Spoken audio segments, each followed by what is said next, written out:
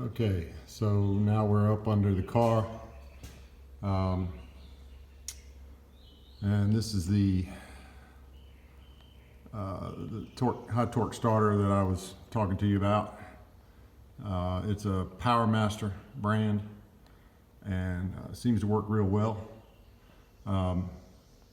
If you own one of these starters or you're trying to put one of these in, they're a little tricky. What I did mainly was I pulled this header off completely, took the tire off, reached through the fender well.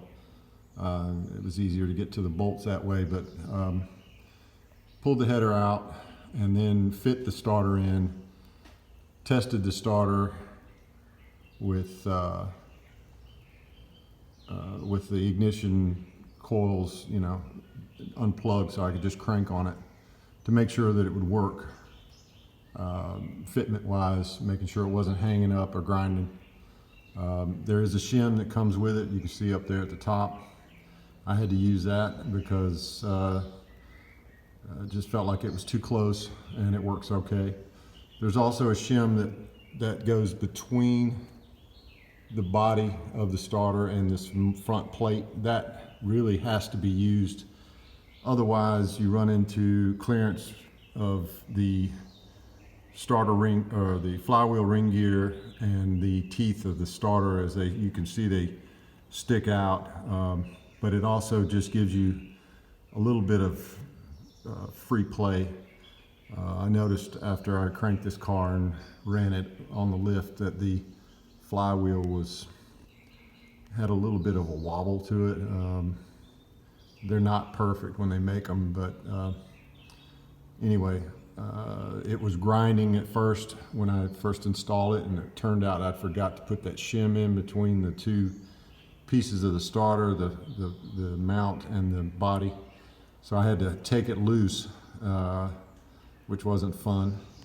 But you'll notice on these starters, these two hex head bolts, or screws I should say, that hold the starter into the block, that's the face block here that's holding it to the engine, and that allows you to turn the starter.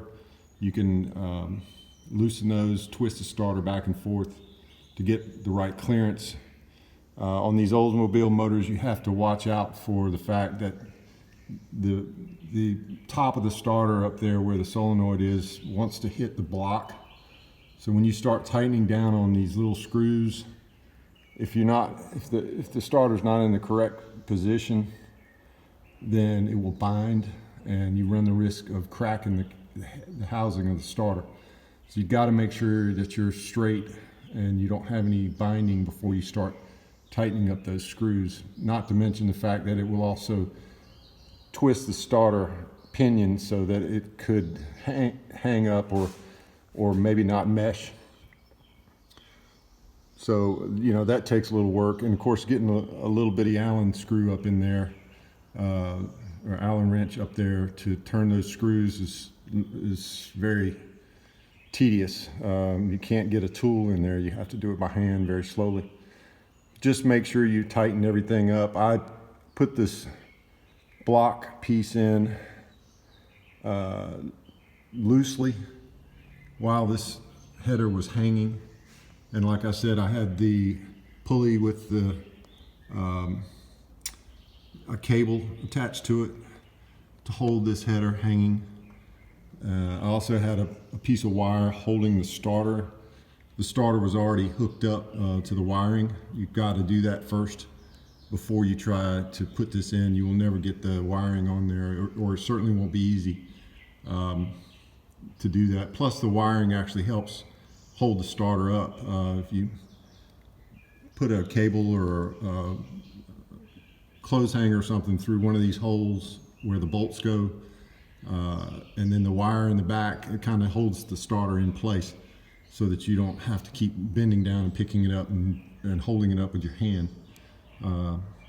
So anyway, once I got the starter pretty much in there, then I went about tightening up everything on the header. because I had to make sure the header wasn't going to hit the starter. And then once I got the header tight, then I just checked all my clearance, and you can see the clearance on this starter is minimal.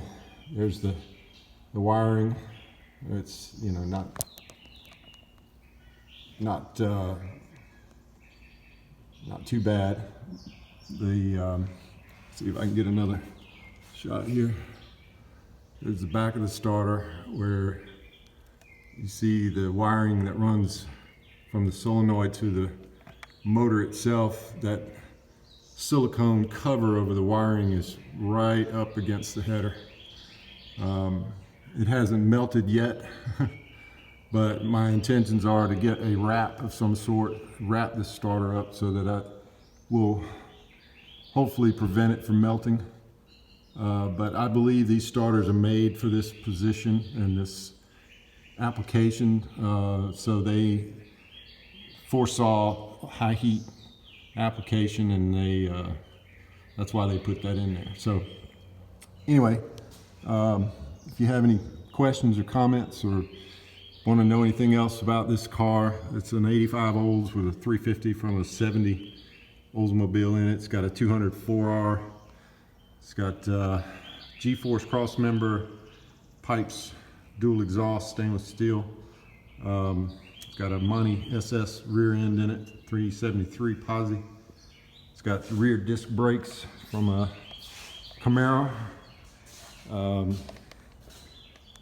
It's a little toy, a little project that I play with, waste my time with, if you want to say.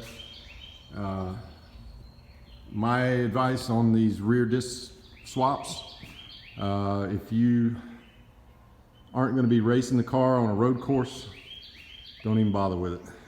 It's not worth it. You won't feel the benefit, you won't notice the benefit, and the loss of the rear emergency brake to me is not worth the advantage of having rear disc brakes, other than the fact that it looks cool. That's about it. But I wouldn't do it again if I had the choice. I bought the rear end, it already had the swap in it, done to it, so I just, you know, installed the rear end. I didn't, but in the future, if I ever change the rear end in this car, I will go back to the drum setup. All right, guys, that's it. If you want to hear it run, hang on, I'll crank it up real quick.